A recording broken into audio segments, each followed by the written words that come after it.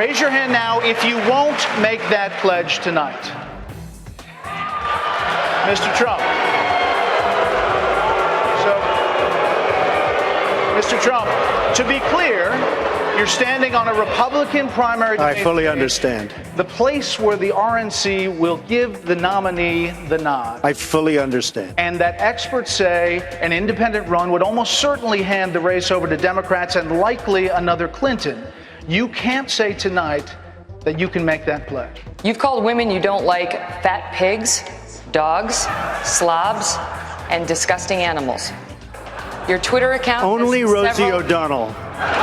I don't trust President Obama with our records. I know you gave him a big hug, and if you want to give him a big hug again, go right ahead. The hugs that I remember are the hugs that I gave to the families who lost their people on September 11th. Those are the hugs I remember, and those had nothing to do with politics, unlike what you're doing by cutting speeches on the floor of the Senate, then putting them on the internet within a half an hour to raise money for your campaign. I would add to that this election cannot be a resume competition. It's important to be qualified, but if this election is a resume competition, then Hillary Clinton's going to be the next president, because she's been in office and in government longer than anybody else running here tonight. It's time that we recognize the Supreme Court is not the supreme being, and we change the policy to be pro-life and protect children instead of rip up their body parts and sell them like they're parts to a Buick.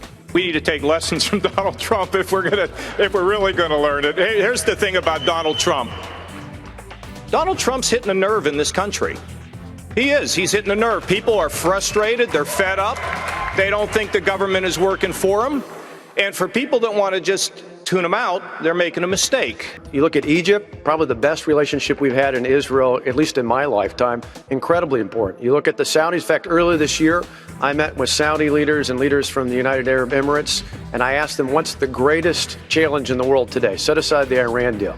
They said it's the disengagement of America. We are leading from behind under the Obama-Clinton doctrine. America's a great country. We need to stand up and start leading again. And we'd have allies not just in Israel, but throughout the Persian Gulf.